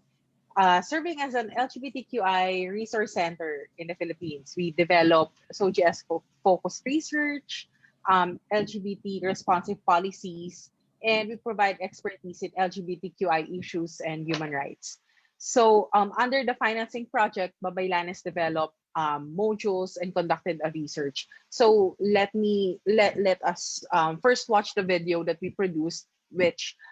shows a brief introduction on the project that we did and how it affected the LGBTQI community in the Philippines.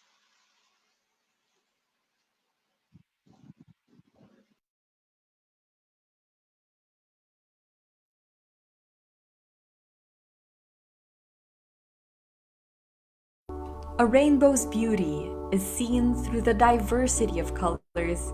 and how these perfectly blend together. In the Philippines, there is a very strong network of civil society organizations working on LGBTQI advocacy.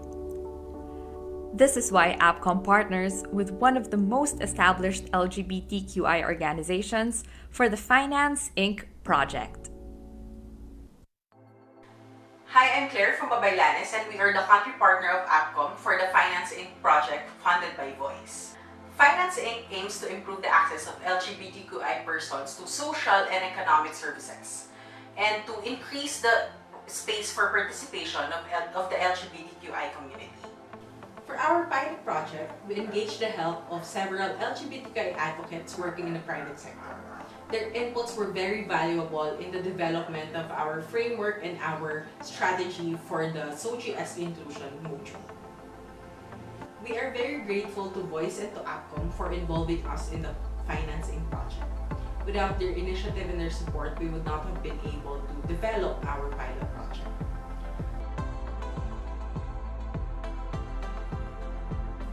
In order to address the challenges that these LGBTQI individuals face with regards to financial inclusion, the Finance Inc. project crafted SOGS inclusion modules and workshops that aim to raise awareness on the LGBTQI community. The organization hopes that through their pilot project, the LGBTQI individuals in the workforce will be accepted and treated fairly. Babaylanes and APCOM wanted to create a workshop module that's appropriate to the realities of the sector, and this was reflected in the process of module development. The module was crafted through consultative and collaborative efforts, and done through Zoom calls as a response to the ongoing pandemic. 5 main activities were created. So the first activity is the consultation. We invited LGBT Filipinos working in the private sector. We had a focus group discussion to discuss about the nuances in this field. What's the necessary framing for private companies to accept this engagement. We designed a workshop for employees and for the management. It's essentially just a SOGS workshop discussing the concepts, but we framed it in a way that's related to well-being and organizational development. So we also designed the module, we also designed the workshop to initiate a discussion among the employees and the the management for them to review their current policies and identify ways to make inclusive changes in their company. So after we developed the module, we went back to those who reached out for the consultation, for the validation workshop. So it was just a way to identify gaps in what we've developed and improve on what's been working for them. After that, we also held a pilot workshop. We call it pilot workshop, but it's basically a test run. And it's just a way to see how this module would translate on the ground. And then after that, to end this entire project, we planned on having a module orientation. It's just a way for us to disseminate the module, our learnings to the broader community, to the different stakeholders, to the LGBT community, to the private sector, other organizations, as a way for everyone to replicate, for example, the module which we created, and at the same time, for them to know their role in this roadmap that we developed. The module was piloted in a workshop with a multinational BPO company represented by their diversity group. With a total of 20 attendees during the session, this project proved to be beneficial to the private sector in understanding the roadblocks that the LGBTQI individuals face in their journey towards financial inclusion. A total of 19 participants from 9 organizations were also present during the module orientation for the workshop facilitators. Babaylanes and APCOM believe that these civil society organizations would be of help through applying their learnings during the orientation in deploying the SOGIESC modules and continuously building a stronger relation with the private sector.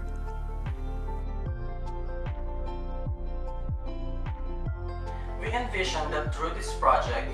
LGBTQ organizations will be able to engage private companies and that they be able to build stronger relationships with these companies' pride and diversity groups. Imagine a number of CSOs working to inform private companies about the concepts of SOGIESC, diversity, and inclusion. It would be easier for us to forward policies that will further protect and advance the rights of LGBTQI individuals in the private sector. The workshop gave me very important lessons about SOGIESC, about knowing my audience, and so I will very much apply that the next time I'm invited to speak. We've been suffering for so long, we've been enduring so much without even the barest minimum of a national anti-discrimination law to protect us. But please know that even if we're individually struggling, we're not alone. That we have a community ready to embrace you, to empower you, to accept you, and to fight with you for your human rights and equality. Yun nga, sinabi ko is yung grassroots. Kasi kaya marami hindi nakakaintindi ng SOGIESC. Kasi parang scholarly lagi yung dating. Nakaka-intimidate. Hindi siya dun sa level ng edukasyon ng grassroots talaga, of the community, na hindi natin naaabot. Which is maganda na gumagaan, na napapasimple natin yung SOGIESC. I guess, itong ating program and project, i-improve na yung understanding ng SOGIESC para sa lahat. We know that this is just the start in helping LGBTQI Filipinos with financial inclusion.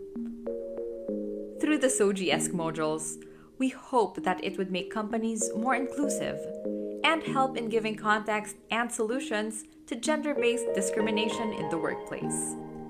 The Finance Inc. project of Babaylanes and APCOM would also like to call on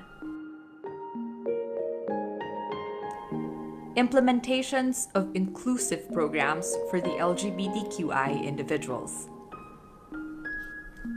The government, along with support groups and LGBTQI advocacy committees, should work hand in hand in creating effective, anonymous, and accessible mechanisms to report gender-based discrimination and violence. And Businesses and LGBTQI groups should partner in advocating inclusive workplace and business environments in the country.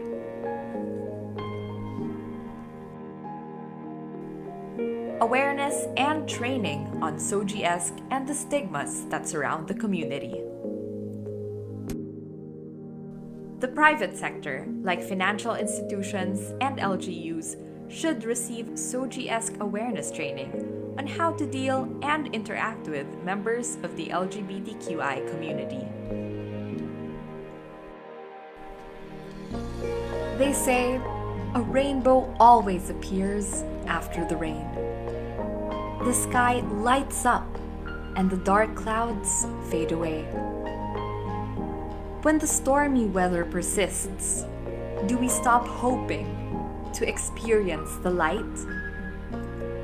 For the LGBTQI Filipinos, we continue fighting for equality, inclusion,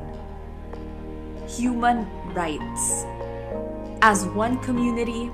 we'll brave the storms together to witness and experience the rainbow that lies ahead.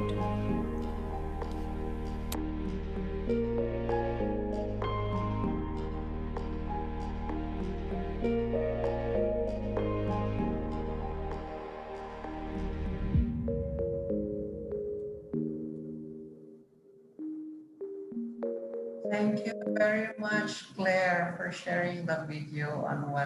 the work that you did on engaging in the private sector for LGBTQI inclusion. Maybe now, Claire, you can share with us about what's the situation. I mean, Bailanes did this because of a contest. So Claire, can you please share with us the LGBT situation based also on the research which Yes. Mhm. As you mentioned earlier, we conducted the in-country research as part of the Finance Inc. project. So in this research, we tried to surface the situation of LGBTQI Filipinos in terms of economic and social inclusion. And we are currently actually using this as evidence base for our lobbying efforts for national anti-discrimination legislation. For more than 21 years now, LGBT advocates in the Philippines have been continuously lobbying for a national anti-discrimination legislation. And one obstacle that we face is the misconception that LGBTQI people are already accepted. In fact, some even claim that the Philippines is one of the most, if not the most gay-friendly countries in Asia. However, as we have surfaced in our research, discrimination and stigma still permeate institutions and public perception. And while persons may refrain from disclosing their SOGI to avoid these challenges, perceived SOGI may still affect discrimination more than their actual SOGI. Because as we have observed, gender expression is more visible and observable, and this usually leads to stigma and discrimination. And this is experienced in various contexts, in education, in work, access to health services, and financial inclusion. As to access to education, this usually, LGBT students' access to education is usually affected by, firstly, the economic status of the student. But this is also affected by lack of support from families and heteronormative policies that the school has, including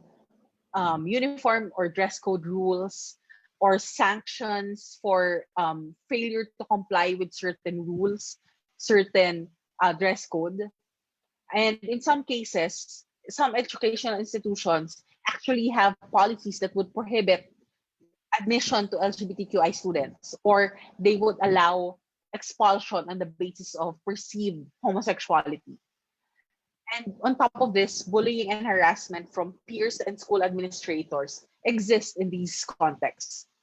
And also in non-formal education or alternative learning institutions, these are mostly dominated by cisgender heterosexual men and are usually not safe spaces for transgender women. In terms of work or employment, which is one of the contexts that we tried to address in our pilot project, the conditions are generally more varied. Many industries accept LGBTQI Filipinos. However, they are often driven by pre-existing stereotypes on LGBTQIs. There are instances of inclusion in workplaces. However, discrimination and exclusion still occurs. Exclusion is experienced throughout the whole process, throughout the whole work environment, from recruitment to maintaining jobs, access to promotions, and some still get terminated on the basis of their SOGI. At the same time, there similarly to the context of education, uniform policies exist, and facilities are often gendered and non-inclusive. In terms of access to health services, this is commonly while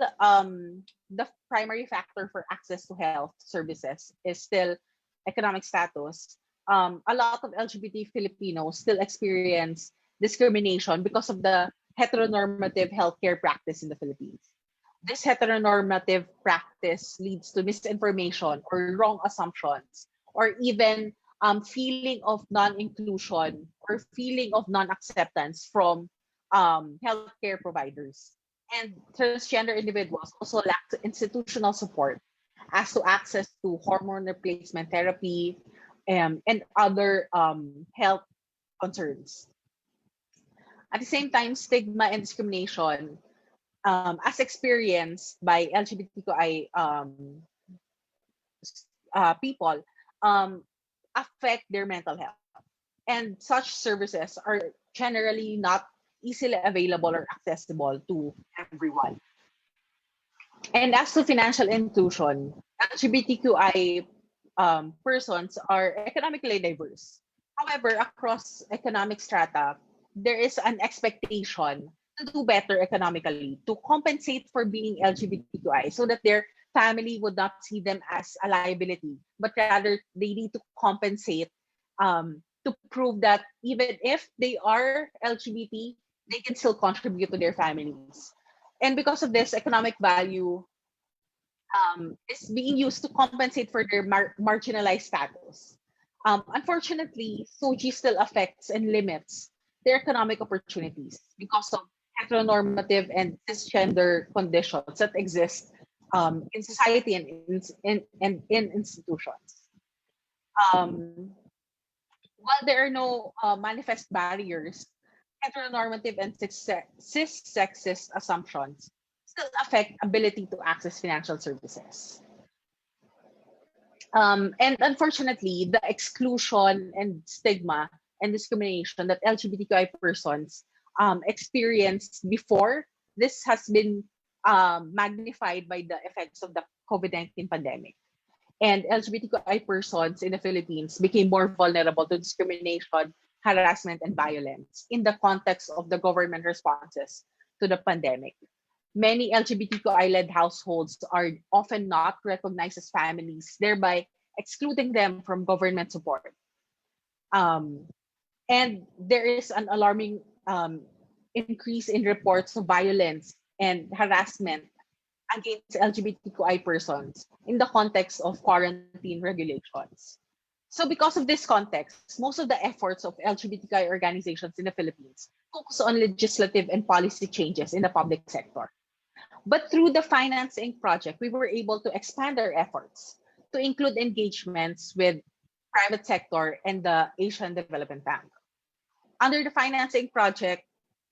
we developed modules on socio-esque well-being and inclusion in the workplace. And we aim this to create inclusive spaces in the workplace and to influence positive policy changes within private companies. Because as we wait for a national law that would protect us from discrimination and that would ensure inclusion for all LGBTI Filipinos, we need these initiatives, even if it's just on a smaller level, in order to create inclusive spaces for LGBTQI Filipinos.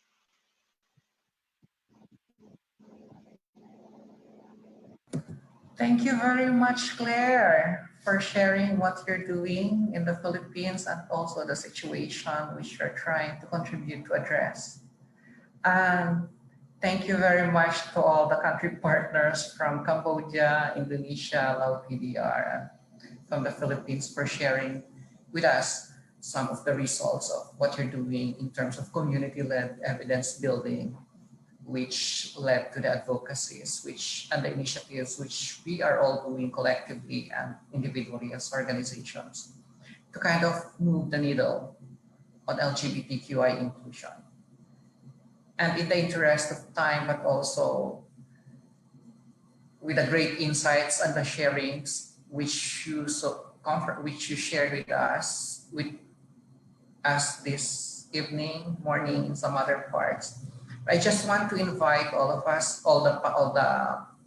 panelists, to share with us briefly before we go into maybe question and answer if there are.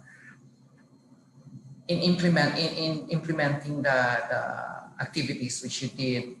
maybe would it be okay to share what challenges? Of course, we have experiences we all experienced COVID, but would there be challenges which are specific, for example, to each country? But I don't want to just dwell on challenges. I also want us, if you can share some of the successes, just so we end this night also on a very positive and high note. And maybe ways forward. Maybe we start with Claire. Yes, thank you, Ramil. For us, of course, it's the COVID-19 pandemic that severely affected our implementation of this project. It also impeded the communications that we have with private companies. It took longer because of the changes in work arrangements of these companies. And this also affected the timeline of implementation. However, despite this, we are proud to have been able to develop the modules that we have. And these modules are comprehensive. We think these are comprehensive and replicable, that LGBTQI organizations can use in engaging not just the private sector actually, but even the public sector. And we're also proud to have been part of APCOM's engagement with the ADB. This is something that we haven't considered before. We didn't consider before because, as I mentioned earlier, the main focus of LGBTQI organizations in the Philippines is on engagement with the public sector. But because of the financing project, we were able to expand this engagement to the private sector and also to the ADB. And of course, we're also proud of the research that we were able to produce, because this is something that is very much needed in order to communicate the gravity of the experiences of the LGBTQI community. This is actually something that we want to expand further moving forward. The expanding the research that we conducted in order to cover a more diverse set of participants, in order to cover a more varied experiences in terms and participants in terms of location and in terms of socioeconomic status. At the same time, we want to expand our engagement not just with the private sector, individual private sector companies, but with chambers of commerce and also with our Department of Labor, because there's value in trying to institutionalize these kinds of inclusive modules that will try to influence change, influence policy changes in private companies. Thank you, Claire. And so for that sharing in terms of what you think were the successes and challenges, and looking forward, looking ahead, what you think should be done more on. May I invite Olam to share her thoughts on this also, just before we go to the question and answer. Olam? Hi, Glamil. I would like to share about Laos. I think that the main challenges for Laos is maybe the same the other country. As you know that the COVID-19 pandemic is the main challenges for the other country. and as well as Laos. During the COVID-19, it's difficult for us to contact with the private sector in terms of implementation of the activity under the finance Inc. project. As you know that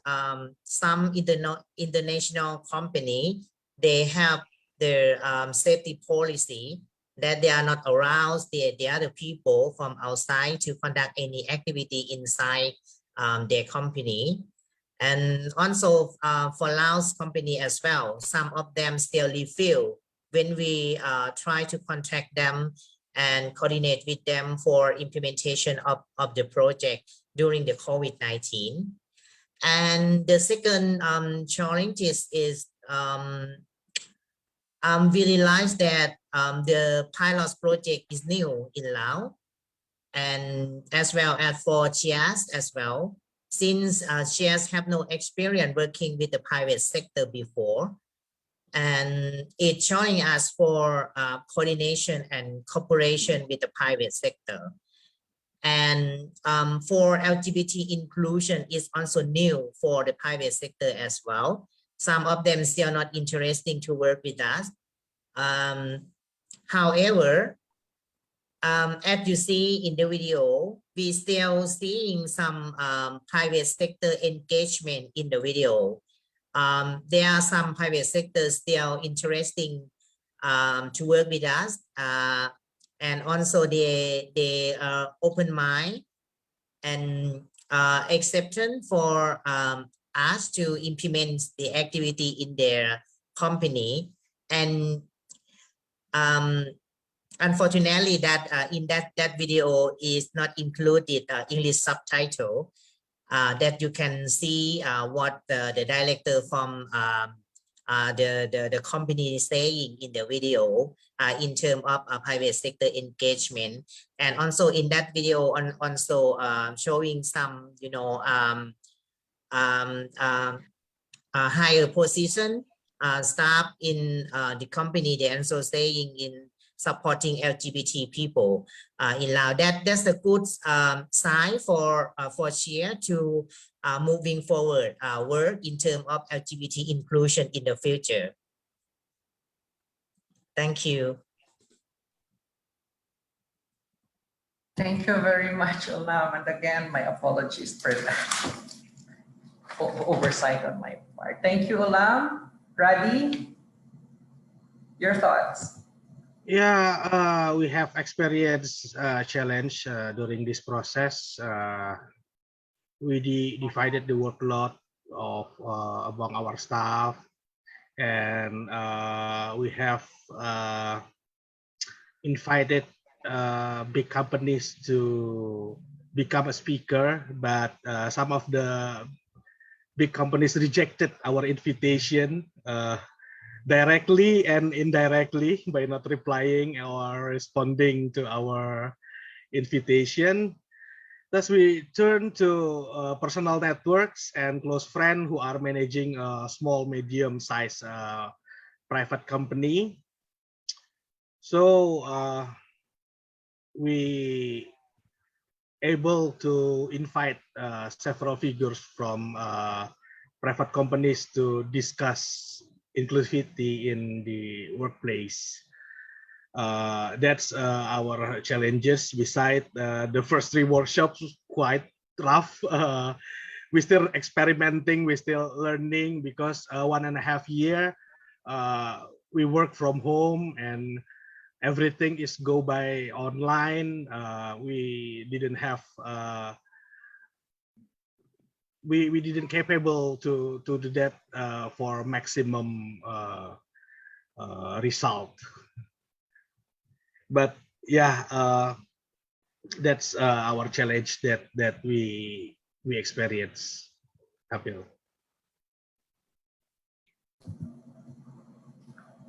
Terima kasih. Terima kasih, Radi. Yara, your thoughts? Yeah, thank Ramil. I think it's very similar with country partners. the challenges, there are two. One, the COVID-19. So we just practice the principle of the Ministry of Health on wearing masks, washing hands properly, and regularly, and avoid more social mobilization. So implementing project activity took more time than expected. So we need to implement social distancing, just 1 or 2 meters spacing, and implement new normal in the workshop planning with microfinance institution and banking to avoid the COVID-19 transmission. That's the challenge on the COVID. The second one is the microfinance. Private sectors, they do not really interest and like to engage with the LGBTQI even. It's because of the social discrimination, which they respect just only men and women, but they exclude the rainbow in the sector. And they also get little benefit from the rainbow. So the private sector, MFI, mostly they interest to engage on activity that can maximize their profit. So what's the plan for MOIF Cambodia? So the pilot project provide very important opportunities for microfinance, Rainbow International Foundation Cambodia to engage with some private sector stakeholder on diversities and inclusion, and able to develop tools and materials will be an instrumental in advocating for LGBTQI inclusion in the future. It also provides for identification of possible entry points and strategies in scaling up engagement with private sector in the future as well. So the achievements are important to continue building inclusion within these sectors. MOIF Cambodia aim to continue the work with private sectors and continue to use advocacy tools to lobby government and private sectors in Cambodia, so and the region. So we have a good research report on the state of LGBTQI people economic inclusion in Cambodia, and this research report will be instrumental in lobby the government as it provides evidence. However, there is a need to have more evidence-based which will make our LGBTQ inclusion lobby and advocacy stronger through community-led evidence building as well. Last, while the pilot project provides MOIF Cambodia to engage some private sector players, there is a need for more partnerships, awareness raising on ZOG, and advocacy for diversity and inclusion with government agency, private sectors. So in all this, we need to ensure the meaningful participation of LGBTQI communities and organizations. All this contribute to MOIF vision of economic empowerment of LGBTQI people and communities. Yeah. Thanks, Ramil. Thank you very much, Yara, and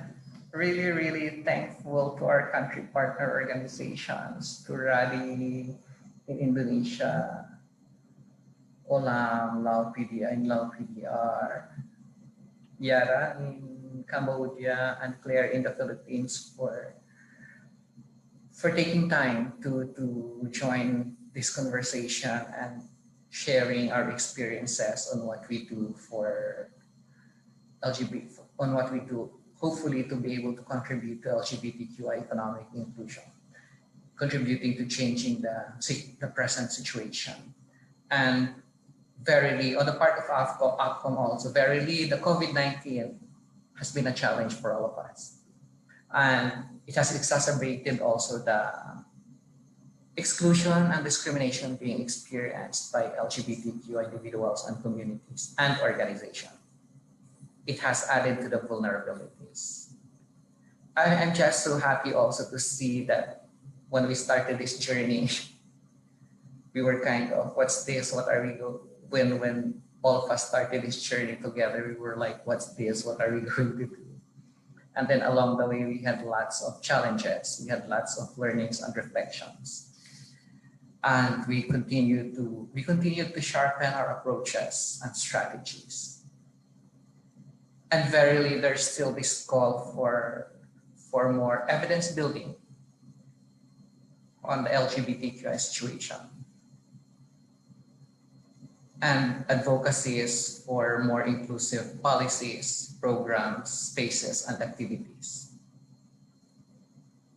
We're just so happy that we were on this journey together. We learned, we shared, we grew, we sharpened our strategies. And hopefully we will continue our collective journey towards contributing to the collective goal of leaving no one behind. From Bangkok, thank you very much, Yara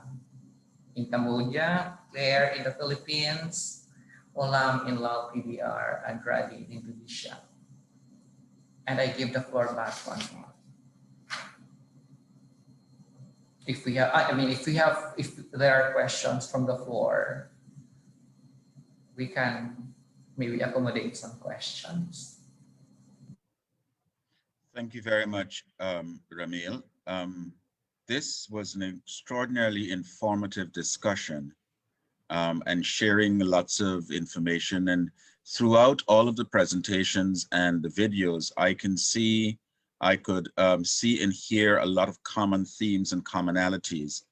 I just have a question that perhaps even you may be able to share with us, Ramil, about APCOM and your work in Thailand,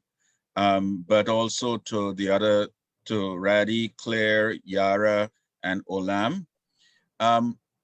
There's three things that came up out of this presentation that I'm thinking about. And one is,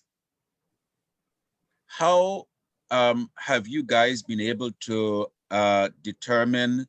how community members' mental health was affected by the pandemic and where they are today?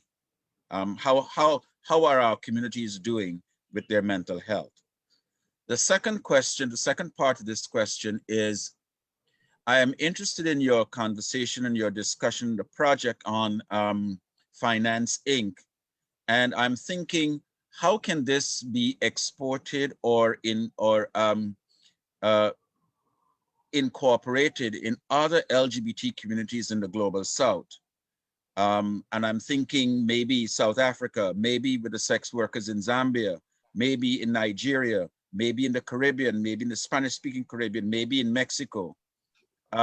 Because one of the things that I'm hearing is that, and I became very conscious of by listening to all of these presentations, is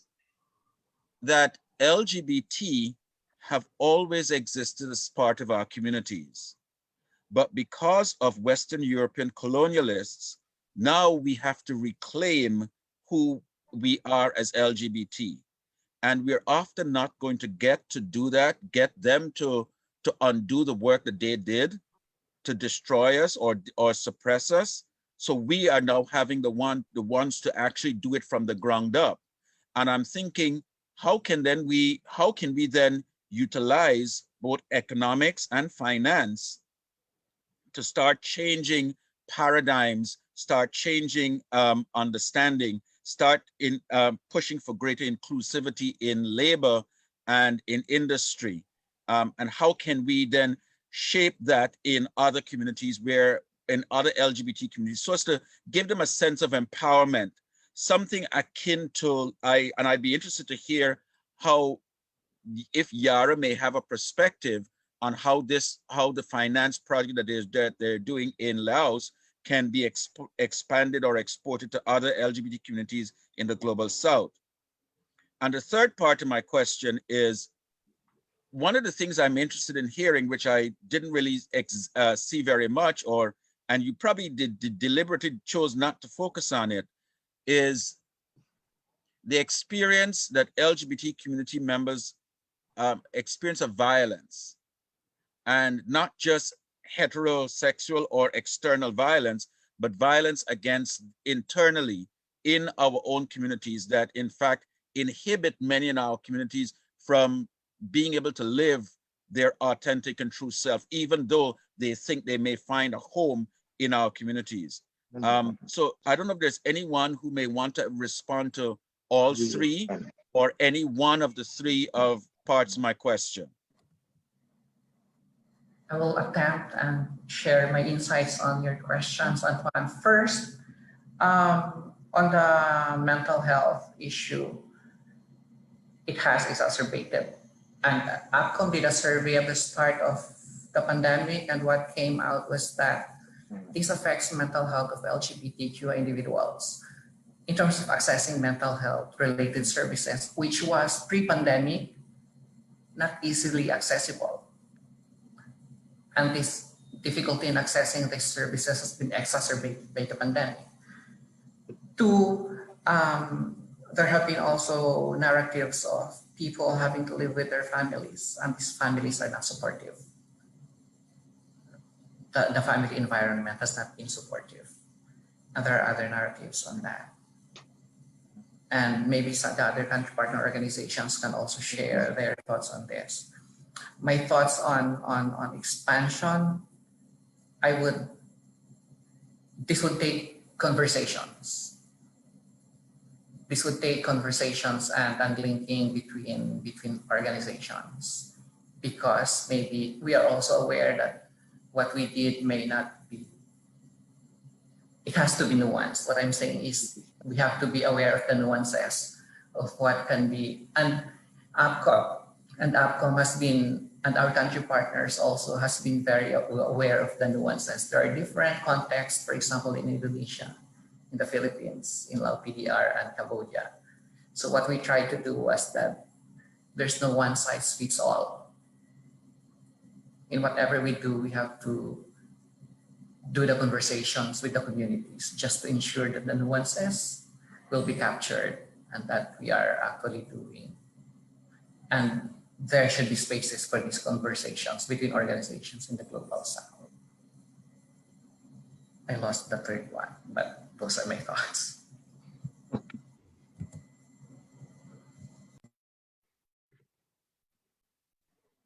Thanks, Ramil. Anyone else want to share what their thoughts are on yes, go on. Saying ready to raise up the question. It's so important.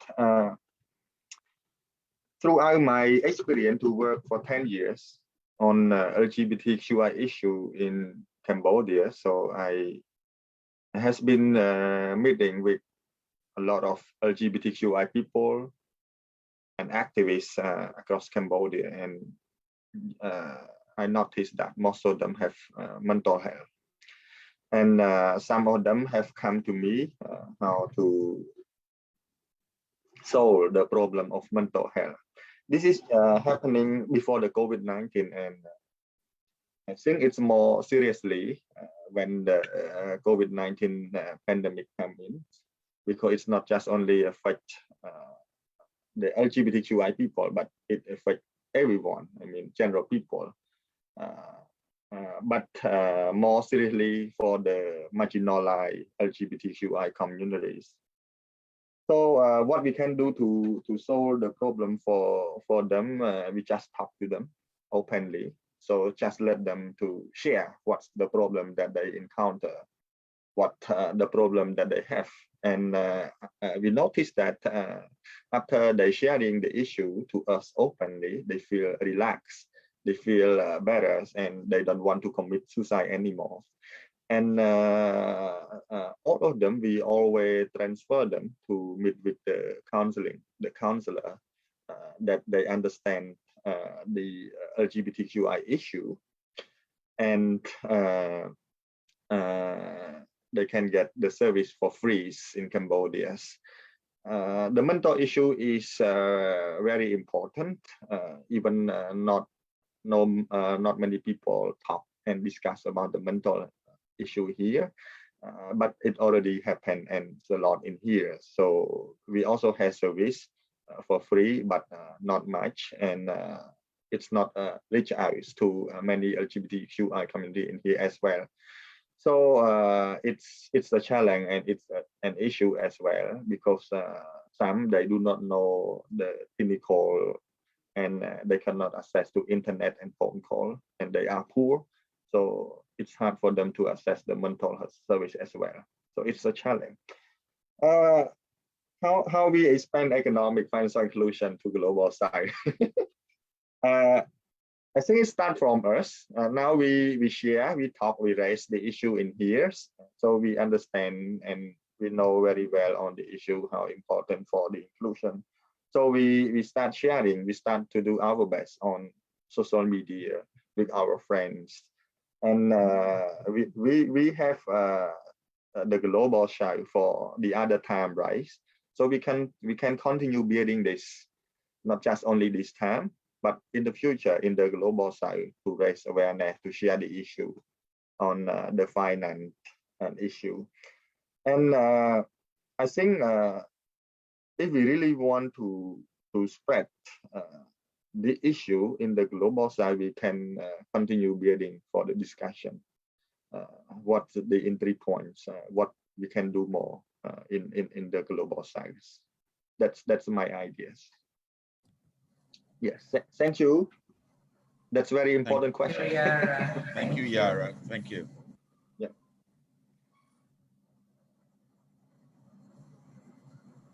Radhi, I saw that you put your camera on, or Olam or Claire. Any Okay, you would maybe like to respond? I'd like to share about the mental health. Many our community friends suffer from this mental health problem, and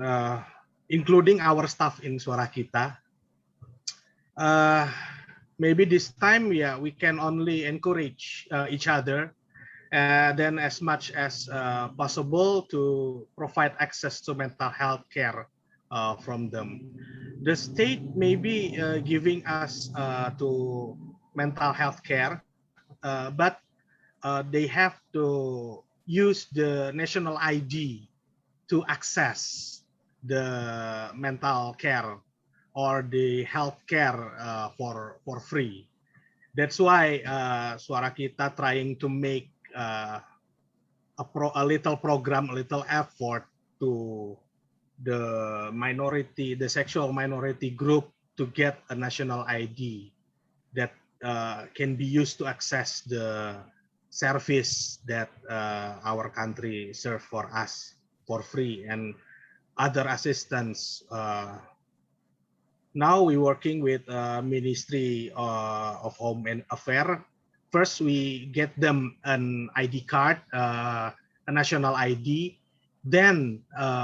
we try to give the community with health ID, health assistant ID, so they can use the ID to get the mental health care or health care in their home or they were living in. So that's Suara Kita's work until today. We try to make a little help for them. That's our promise to the community. So we can encourage each other. We can we can provide access from them, and so they can survive from this mental health issues because of the pandemic. Thank you very much, Radhi. In mental health, which has been an issue prior to the pandemic, has become more felt and exacerbated during the pandemic because of the absence or lack of sensitive mental health issues for LGBTQI Yes, especially for the LGBTQI community. Thank you very much. And being just aware of time, yes, Olan. Maybe I would like to share about the mental health issue and also the violent face LGBT in community or family. Maybe I start from the mental health issue first. In Laos, I would say frankly, until now we don't have mental health services in Laos yet, especially for LGBTQI people. And in Laos, we have very limited specialists on mental health for LGBT people. So mental health issue, I think, is a big issue in Laos as well. Because many organizations are interesting to invest on the mental health issue, as well as SHIAS as well. We are planning to provide the service for mental health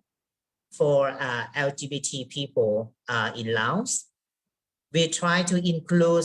these services into our package services for key population under the HIV program in Laos. Because currently in our package, it has only HIV services, HCI services, SOGI, and also some little services on counseling for hormonal information. And we are planning to add the services on mental health as well.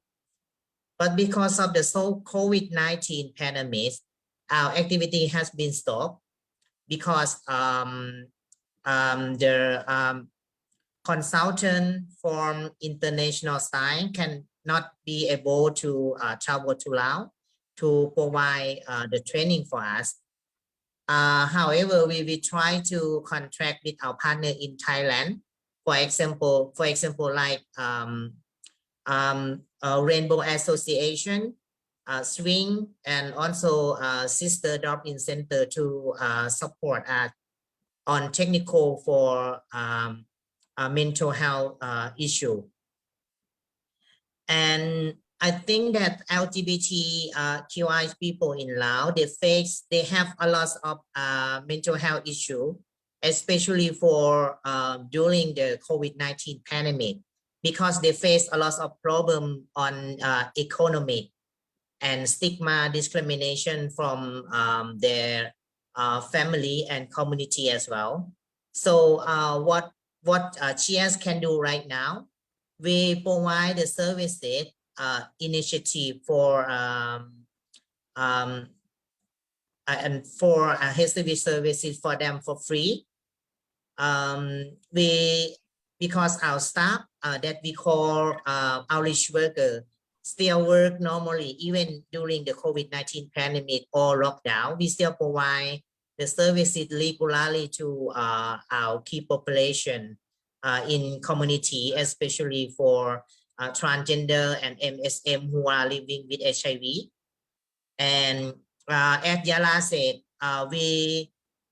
to make them relax, we try to speak with them openly and also listen to them when they have issue. And also we try to support them as much as we can, and all supported are free under our services. And the other thing that I mentioned earlier is about the violence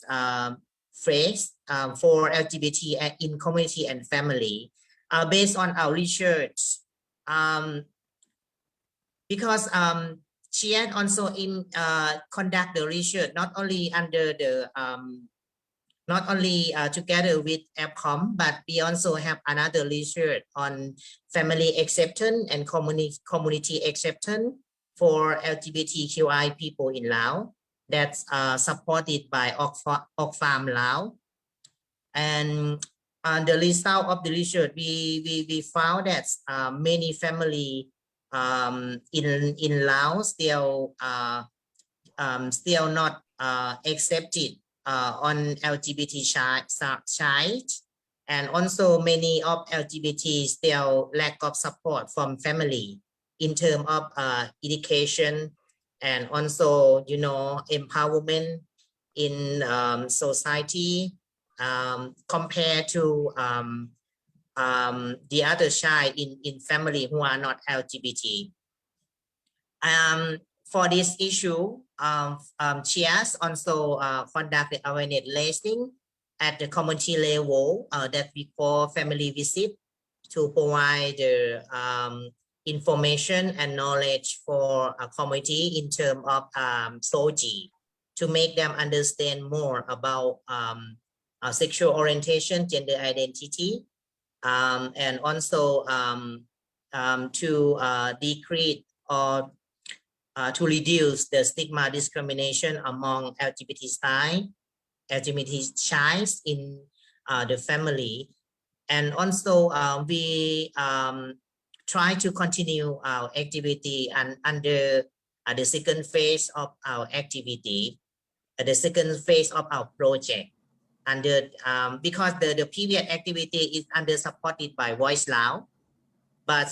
in the next phase we might be supported by another project from APCOM. And I believe that for mainstreaming our project into the global side, I think CHEERS also implement the activity under the Voice Laos. We have a lot of partners in global side as well. And we have some opportunity to share during the global meeting. From the last celebration of Voice Global of Voice project, we also sharing some our experience on working with LGBT in Laos as well. Thank you. Thank you very much, Olam, for those insights. And we will not be able, we also realize that we won't be able to answer all the questions in one conversation. And we would like to keep this conversation an ongoing one. Hopefully we will have, but if there are other questions,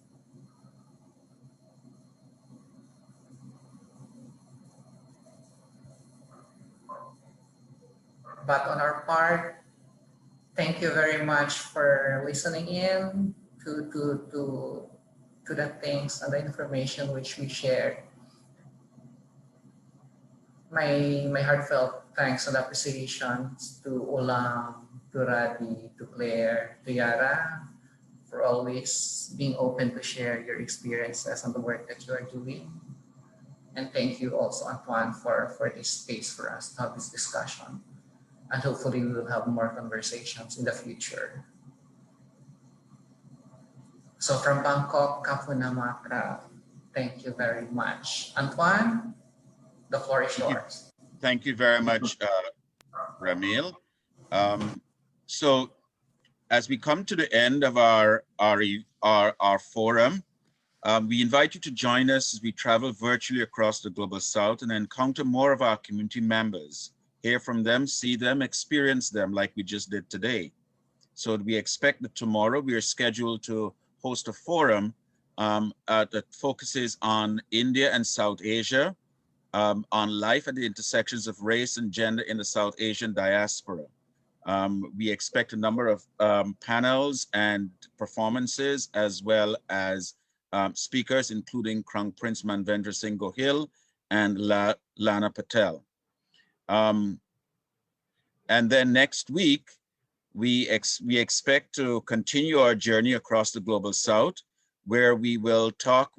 hear from our community members in the Middle East and North Africa region, and they will discuss visibility deconstructs myths, lies, and prejudices. They will begin first with a project with a forum on art as visibility. Then they will do another forum on writing for visibility. And then we come to the close of our 6-week Global South Summit, where we pull together people and communities from Mexico City in Central America, all the way across the world to Southeast Asia. And so once again, thank you all very much. And thank you for joining us today. In the evening, getting on, 10 o'clock at night, wherever you are in the global South, or 10 o'clock in the morning in the East, in the global North, or this side of the world, where the sun is still shining. So thank you all very much, and look forward to seeing you again.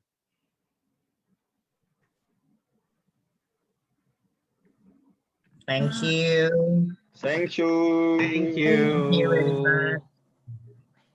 Bye bye. Bye.